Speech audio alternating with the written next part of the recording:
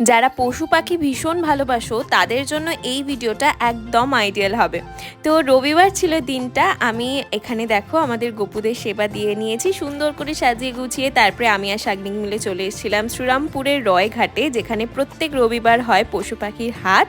আর কটা থেকে কটা অবধি হয়? 9টা থেকে শুরু হয়, মোটামুটি 11টা 12টা অবধি থাকে।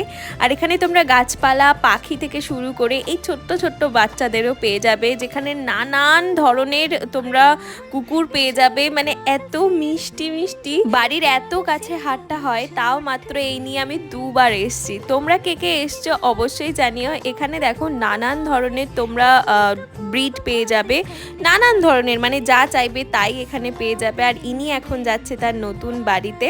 আর এখানে দেখো, এনাকে দেখে তো আমি প্রেমে পড়ে গেছিলাম, হাস্কি, তার চোখ দুটো এত সুন্দর ছিল। যারা পশু পাখি ভালোবাসো তারা এই হাটটায় একবার হলেও এসো, আমি বলছি খুব ভালো লাগবে।